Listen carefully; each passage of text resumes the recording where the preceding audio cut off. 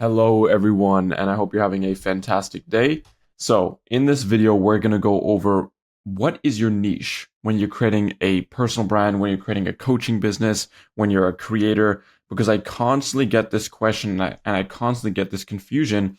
And I was once confused myself on what the hell is my niche? Do I have to structure a niche? How do I create a niche? So in this video, I'm going to go over how to really overcome that struggle. So you're probably struggling with clarity. You're probably struggling with monetizing your brand. You're probably struggling with your offer and many other things just because you don't have the clarity. Let me actually make this yellow. You don't have the clarity around what your niche is. And this is extremely annoying. So let's get right into it. So for all the new folks here, my name is Jay Hiette. I'm a college dropout. I went to fashion school because I thought that was what I needed to build my clothing brand. But then I realized building a personal brand, creating an online business, that is not going to, like, fashion school and doing all that isn't going to help me build my business. So I went into this rabbit hole of like social media, personal branding, building up a business. And for the past 2 years, just over 2 years, I've been really dialing in on that and just been putting all my eggs in that basket, and it's paid off. So yeah, hope you stick around. Please subscribe. So who is this video for? This is not for complete beginners. This is not people that want quick results or shortcuts, not for ambitious, lazy people, or people that just want to chase the money and not actually make impact. Because when you're creating an info product business, when you're creating a coaching business, you're ultimately trying to get people to an end result. And when you don't put your focus on getting people to that end result, everything just falls apart. So who this is for, right? It's for people that value freedom over everything. They love helping people, making impact. You're a business coach or consultant, ready to scale. You're an agency owner or freelancer that wants to make more use of their time and create more impact. So this is Dan Coe, and he was one of the people that made me have my belief shift around niche. And he just simply said, you are the niche. Okay. And that created a little bit of a perspective shift for me, but it still wasn't enough for me to be like, oh, I totally get it, because there was a lot of nuance. I didn't know really what this meant. And then Tom Nosky, another creator, said, your most powerful asset as a creator is your relatability. And through a lot of kind of mindset shifts along the way, I came to this realization: you create a niche by being yourself. You aren't limited to a specific area to make content about it, because people follow people, not topics. Because if you think about it, right? If you think about the people that you follow, you don't follow someone, or at least someone that is going to sell you something, or someone that's going to provide a transformation. You're not going to follow someone for a very specific topic. Sometimes they've got theme pages and stuff like that where it's about one very, very niche specific topic. But in my opinion, that's not a creator business. That's just a theme page. When we're talking about being a value creator, you follow people because of the value, because of themselves, their story. You follow them because of their systems and what makes them unique. For example, if we go to Dan Coe, he's talking about writing, but he's also talking about philosophy. He's also talking about fitness, self-improvement, and a bunch of things, right? That he used to be a web designer. I don't know if you guys know Dan Coe, but kind of a G. And then Tom Nosky, he's a content creator, a photographer, but he's also an Ironman. He's also, or done Ironman. I don't know how to say that. And he's, just very into endurance training. So you follow these people not because of their just what they talk about, but who they are as a person. So how does this practically work? I don't want to make videos where I just tell you, oh, that's how it is, and bye-bye. This is how you can practically find out what your niche is and how to kind of structure it from there. So let's just get right into it. So there is these 3 pillars that I came up with that is important when building your niche. And this is what I call the one niche. Okay. My brand is called Creator One. And that's why I created this term, the one niche. Now, there's 3 different pillars, right? There's you, your mechanism, and your outcome. So if we take, for example, I don't know, just let's say you're a coach, maybe you're a fitness coach, or maybe you make content about fitness. First, people have to be sold on you and your story. How did you get fit? Why did you get fit? All of that stuff, your personality. Then they have to be sold on how you can get them results, like what makes you different than everyone else that teaches, push-pull legs or whatever. And then third, what is the outcome that you're selling? Are you trying to get them shredded? Are you trying to get them to lose weight? Are you going to try to build muscle and lose weight? What is the outcome that you're kind of preaching? So yeah, you, right? This is you. You have to sell them on your story, your values, your hobbies, your passions, your personality. Your mechanism is your systems, your concepts, your frameworks, your processes. Example of a mechanism would be this.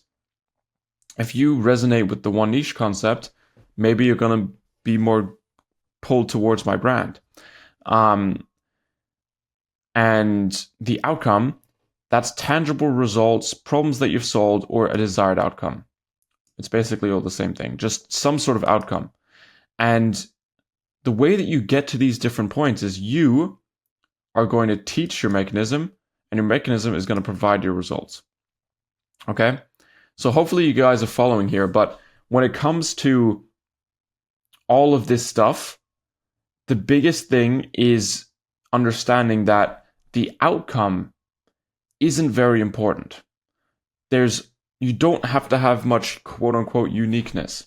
You can simply say, oh, I help people lose fat and get shredded. Or I help people get dates regularly.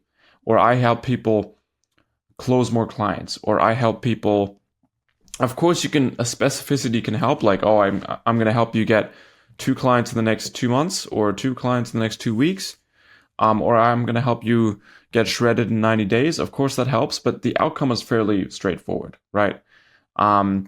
So I would say 10% of your effort should go into figuring out, okay, what outcome am I providing?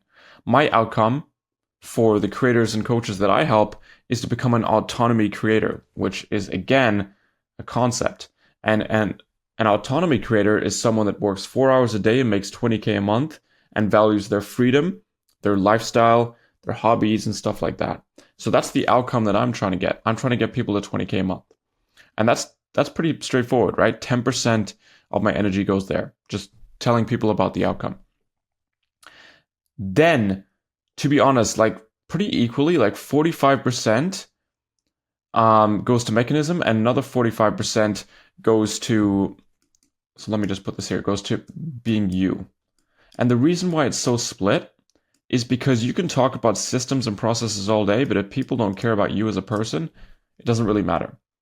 That's also the reason why in this video I said, hey, if you're new here, this is me, I'm a college dropout. Because maybe some of you guys will resonate with that and be like, oh crap, I'm also a college dropout, or I also don't like college, or whatever. Okay? And that's why you need to pull those elements into your brand. So that's it, right? Mechanism, come up with your own unique process, your own frameworks, your own systems, your own names of certain things that you do, and then explain your story, your values, your hobbies, your passions. When it comes to this, just be yourself. Like, don't overcomplicate this. Like, just act natural. The only way you can act natural is through repetition and practice, okay? Because a lot of people think that, oh, I'm just not authentic. Well, you're not authentic because you haven't practiced enough. Now, let's get into actual practical things, right? So, what is me, right? I told this at the start of the video. This is me, and that's my story. I tried a lot of different business models, failed my clothing brand because I didn't understand the concept of branding. If I would have known about personal branding before I started my clothing brand and dropped out of fashion college, I could have built my personal brand up first, built that brand, built that trust, and then off the back of that, had my clothing brand. If people trust me, they trust my clothing brand. I didn't know that at the time. I just was going straight at it.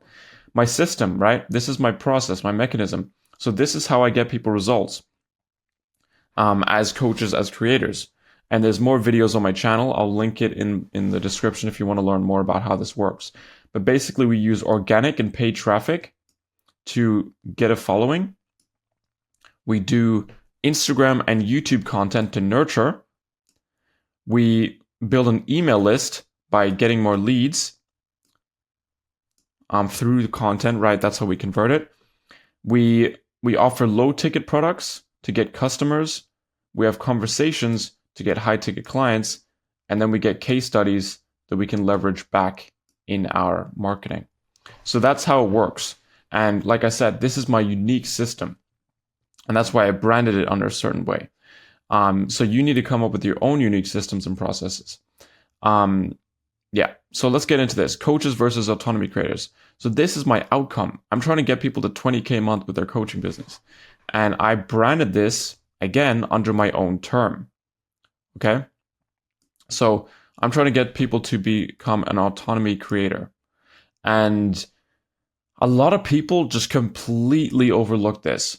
I'm pretty sure not my last video, because that was about my goals, but the previous video talks more about how to make yourself stand out as a creator. And I talk about this as well. And so many people just completely overlook this. They just don't understand how to stand out. There's more and more people on social media every single day. And because of that, there's a higher chance that you're just going to get overlooked. Okay? And you're not going to get in front of your target audience.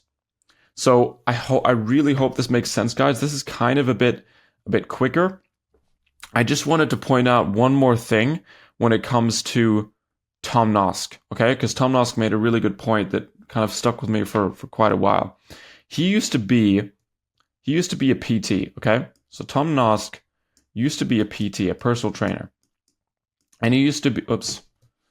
Okay, that was glitchy. He used to be young, fit, in shape, shredded, whatever. Young dude, looks in great shape, had tons of knowledge. And then there was a second PT that he used to go to the gym at. And this second PT was a bit chubbier in his early 30s. And Tom Noski could not understand why the second one that was a bit chubbier got all the clients. And he was frustrated, he didn't understand. But then he realized that the reason why he was getting all the clients was because they related more to his situation. They related more to what he had to offer because of just purely the perception of, oh, this person's a bit out of shape like me. I think this is going to make me feel more comfortable working with them. Because imagine if you're like a bit out of shape, you're just a regular person that wants to drop some weight, and then you've got C-Bum as your trainer. You're going to feel pretty intimidated, and it's not going to feel comfortable for you. So the only reason this PT got more clients was not because Tom Noski had less knowledge or couldn't help them just as good. It's because they related to them better. Okay? And that is your most powerful thing when it comes to being a creator. And that's why so many people completely overlook putting more of this into their brand. Because think about it. If, let's say, companies like Nike, Adidas, whatever, let's say Nike, why do you think they pay hundreds of millions of dollars into sponsorships? Do you think it's because they can't run some ads themselves? No, they give their products to celebrities, to athletes, to comedians, to whatever, because these people, they have relatability. The people, they can get them more sales because they relate to these individuals. Okay? No one relates to a swoosh. They relate to people. Okay? That's why all the footballers got sponsorships, is because if someone likes that footballer and they see the logo, they're going to buy from them because they relate to them. They relate to football. So this is why the most powerful thing, this is why you want to create a one niche.